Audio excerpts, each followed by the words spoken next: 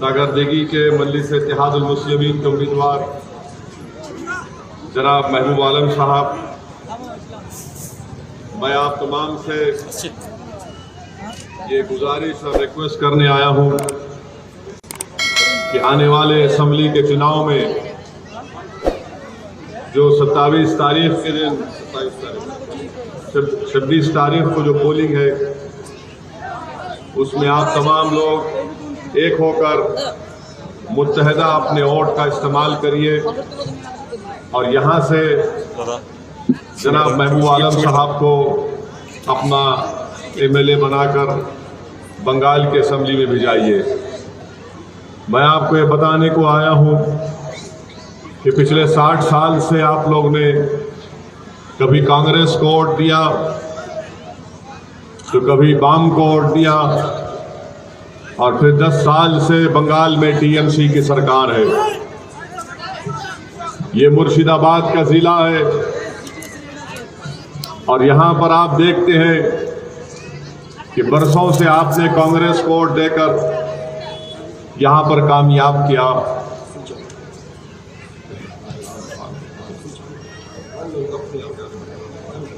और आपको साफ पीने का पानी भी नहीं मिलता है, पानी का रंग लाल है और यहाँ पर हमारे बच्चे और बच्चियों को पढ़ाने के लिए स्कूल का इंतज़ाम भी नहीं है।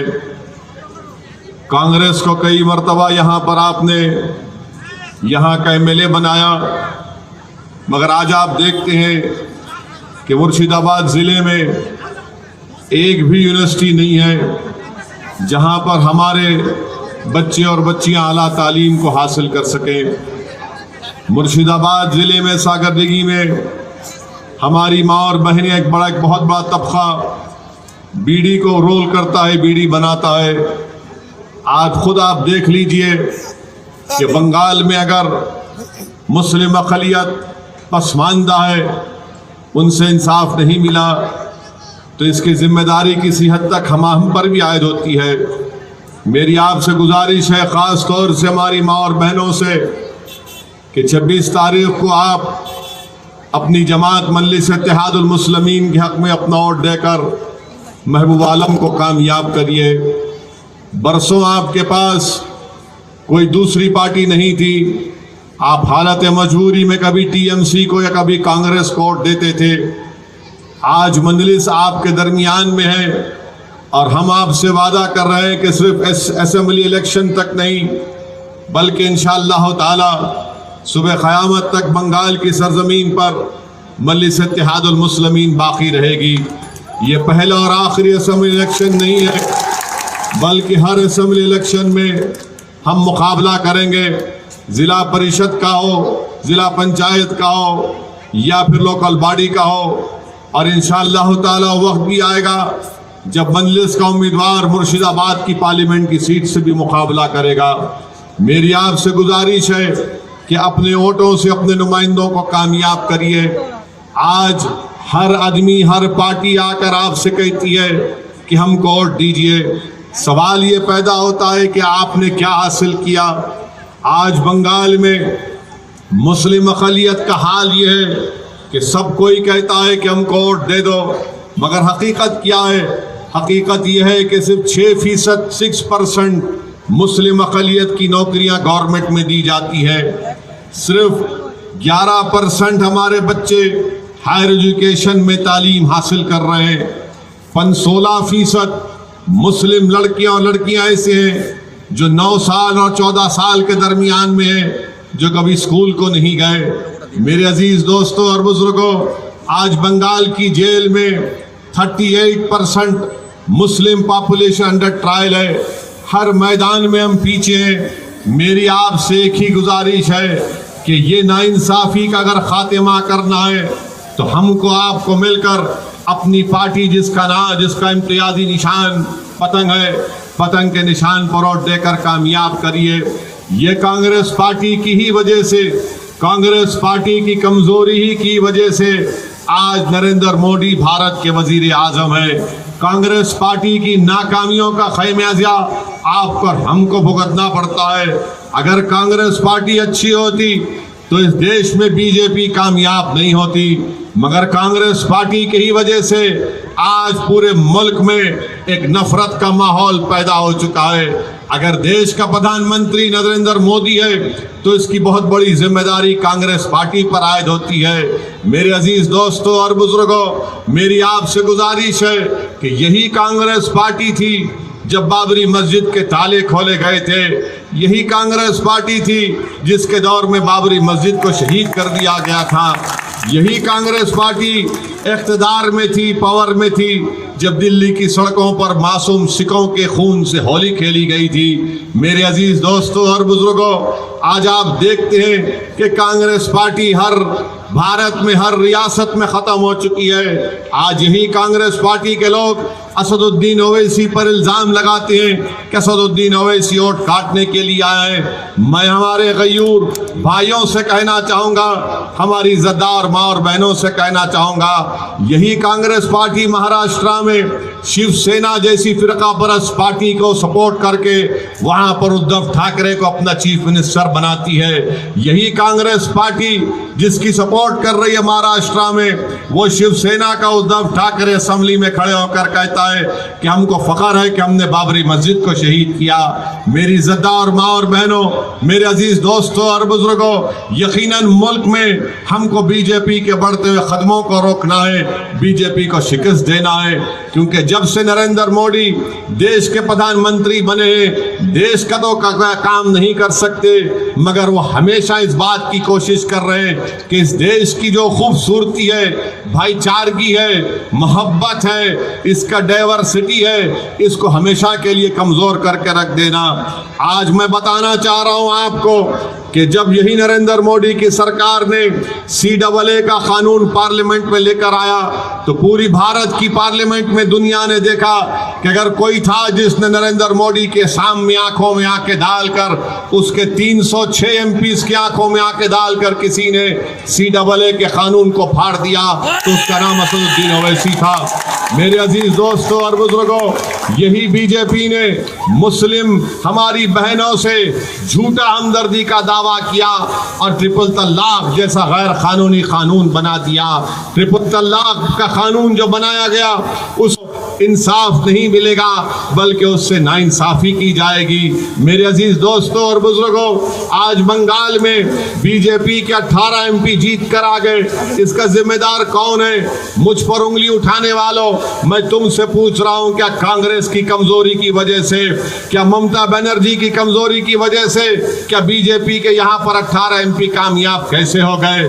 मजलिस या असदुद्दीन ओवैसी तो 2019 का पार्लियामेंट के चुनाव में हमने तो इलेक्शन नहीं लड़ा था, मगर मेरे अजीज दोस्तों, हकीकत यह है कि आज बीजेपी हो या फिर तृणमूल हो या कांग्रेस हो, इनका वोटर बीजेपी को वोट दे रहा है। ये सिर्फ ये कहकर हमको डरा रहे, फुसला रहे, मगर आज आप देखते हैं कि इनके पास कोई ताकत नहीं है कि वो बीजेपी को, इनकी बंगाल में जो कामयाबी पार्लियामेंट में हुई, इसका जिम्मेदार यही दोनों पार्टीज है, चाहे कांग्रेस हो या फिर ये आपके TMC हो। मैं आपको ये भी बताना चाहता हूं कि आप बंगाल में शीतलकुची में जो कुछ हुआ कि जहां पर 4 लोगों को सेंट्रल पैरामिलिट्री फोर्सेस की गोलियों ने उनको खत्म कर दिया, उनकी जान ले ली, वहीं पर एक आनंद बर्मन नामी एक शख्स जो वोट डाल रहा था उसकी भी मौत हो गई।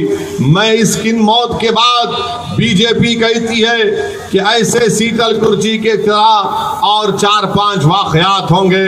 मैं बीजेपी से पूछना चाहता हूं, क्या आप हमारी लाशों पर बंगाल में अपना सियासी महल तामीर करेंगे? क्या आप हमारे खून पर अपनी कामयाबी को बनाएंगे? आखिर ये कौन सी राजनीति है कि एक 4 लोग मर जाते हैं, एक बच्चा मर जाता है तो आप कहते हैं कि शीतलकुची की तरह और 4-5 वाकयात किए जाएंगे?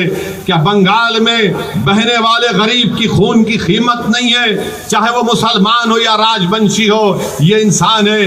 क्या मरने वालों के ख्वाब नहीं थे? क्या मरने वालों के घर में बीवी और बच्चे नहीं नहीं थे? क्या मरने वालों के माँ बाप नहीं थे कि जवानी में उनकी जवानी को, जिंदगी को छीन लिया गया? मेरे अजीज दोस्तों और बुजुर्गों, याद रखिए मेरी इस बात को, अगर आप बीजेपी और आरएसएस के नापाक अज़ाइम में उनको रोकना चाहते हैं तो मेरी आपसे गुजारिश है कि आपकी पार्टी मजलिस इत्तेहादुल मुस्लिमीन को अपने वोट से कामयाब करिए, दुआ करिए। और मैं आपको मुबारकबाद भी देता हूं कि इंशाअल्लाह ताला आज रात से रमज़ान शुरू होगा। मुझे यकीन है कि रमज़ान के मुबारक महीने में हम तमाम लोग रोज़ा भी रखेंगे और कसरत से अल्लाह की बारगाह में दुआ करेंगे ताकि इस सागरदिघी के असम्बली हल्के से, विधानसभा से, यहाँ से महबूब आलम को आप कामयाब करिए। आज आपके पास मजलिस इत्तेहादुल मुस्लिमीन आई हुई है। बीजेपी जब से सरकार में आई है, देश के कोने कोने में कभी मॉब लिंचिंग हो जाती है, तो कभी किसी को पीने का पानी अगर कोई जाकर किसी इबादत गाह में पीता है तो उसको 14 साल के बच्चे को मारा और पीटा जाता है।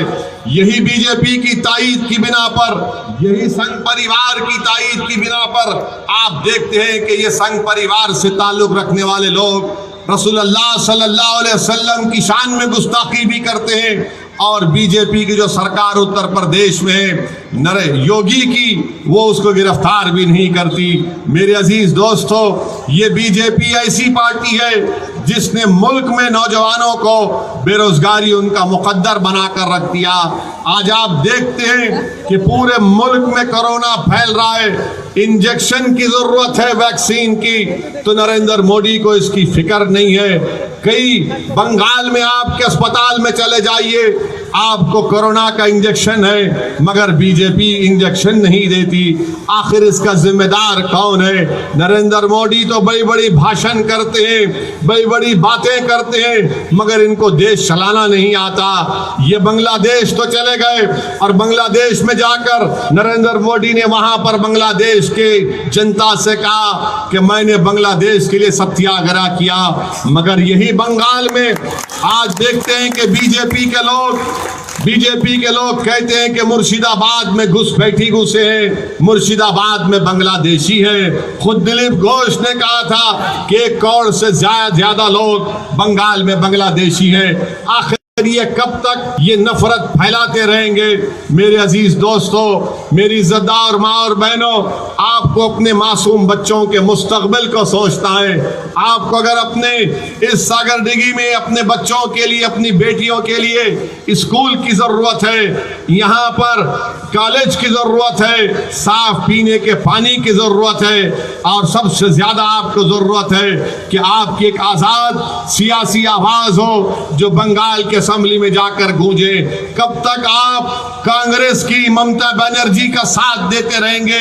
ये आपको सिर्फ वोट हासिल कर रहे हैं, इंसाफ नहीं कर रहे, ये हमको गुलाम बनाकर रखना चाहते हैं। मेरे अजीज दोस्तों और बुजुर्गों, एक तरफ नरेंद्र मोदी अपने आप को हिंदू नेशनलिस्ट कहते हैं, तो दूसरी तरफ कांग्रेस के राहुल गांधी अपने आप को जनियोधारू हिंदू कहती है, तो तीसरी जानिब ममता बनर्जी कहती है कि मैं हिंदू ब्राह्मण हूं। बताइए फिर आपके पास क्या ऑप्शन है? आप किसकी तरफ देखेंगे? एक तरफ हिंदू नेशनलिस्ट है, एक तरफ कांग्रेस का जनियोधारू है, तीसरी जानिब ममता कहती है कि मेरा गोत्रा छांट लिया है, मैं हिंदू ब्राह्मण हूं और चंडी पाठ पढ़ती है। बताने का मकसद ये कि आज आपकी कोई अहमियत नहीं है, आपकी कोई वोट की कीमत नहीं है, आपकी गरीबी के ताल्लुक से इनके पास कोई प्रोग्राम नहीं है। हालत मजबूरी में आपका वोट हासिल करना चाहती हैं। आज यहाँ सागरदिघी से एक मुकामी काबिल नौजवान जो हमारे मजलिस के उम्मीदवार हैं, जनाब महबूब आलम साहब को वोट दीजिए, इनको अपना महबूब बना लीजिए। आपने बरसों कांग्रेस को वोट दिया, आपने कभी टीएमसी का साथ दिया। मैं आपसे वादा कर रहा हूं कि यहाँ से मजलिस इत्तेहादुल मुस्लिमीन के उम्मीदवार को कामयाब करिए, पतन के निशान पर बटन दबाइए, अपने इत्तेहाद का सबूत दीजिए। आज आपको यहाँ से सागरदिघी से अगर कोई गुंडागर्दी करता है, कोई गरीबों पर जुल्म करता है, तो इस गुंडागर्दी और जुल्म का भी खात्मा आपको करना है। आपको इस सागरदिघी में, मुर्शिदाबाद में में आप अंदाजा लगाइए कि 50% हमारी बहनें बीड़ी का काम करती हैं, रोल करती हैं। मगर यही नरेंद्र मोदी की हुकूमत एक कानून को लेकर आया जिसका अगर अमल होगा तो कानून का बहुत बड़ा नुकसान हमारे बीड़ी बनाने वाले कारोबार पर पड़ने वाला है। इसीलिए हम आपसे अपील कर रहे हैं कि इस सागरदिघी से नरेंद्र मोदी को अगर हराना है तो महबूब आलम को आप वोट देना है। आप बीजेपी को हराएंगे, रोकेंगे इंशाअल्लाह ताला। कांग्रेस पार्टी में दम कम नहीं है, कांग्रेस पार्टी बिल्कुल कमजोर पड़ते जा रही है। अब कांग्रेस पार्टी में वो ताकत भी नहीं है कि बीजेपी को रोक सके। आज भारत देश में एक नई सियासी क़यादत की आपको जरूरत है। हम कब तक इन लोगों, इन पार्टीज की गुलामी करेंगे? हम कब तक डर डर कर जिंदगी गुजारेंगे? हम कब तक अपनी जबानों को नहीं खोलेंगे? हम कब तक हमारे मासूम बच्चे और बच्चियों के तालीम के मुस्तकबिल को बर्बाद होता देखते रहेंगे? हम कब तक अपने नौजवानों की जिंदगियों को जेल की सलाखों के पीछे सड़ता हुआ देखेंगे? मेरी आपसे गुजारिश है कि आइए एक नए दौर का आगाज करिए और बंगाल में एक तारीख को बनाइए, ताकि यहाँ से महबूब आलम आपके वोट के जरिए जब एमएलए बनकर जाएगा तो सिर्फ सागरदिघी नहीं बल्कि ना सिर्फ मुर्शिदाबाद बल्कि पूरे बंगाल के गरीब आवाम की एक ताकत और आवाज और पहचान बनेगा। मेरी आप तमाम से गुजारिश है कि मुत्तहिदा तौर पर 26 अप्रैल के दिन अपने वोट के जरिए पतंग के निशान पर बटन दबाकर अपनी पार्टी को कामयाब करिए। अस्सलाम वालेकुम व रहमतुल्लाहि व बरकातहू।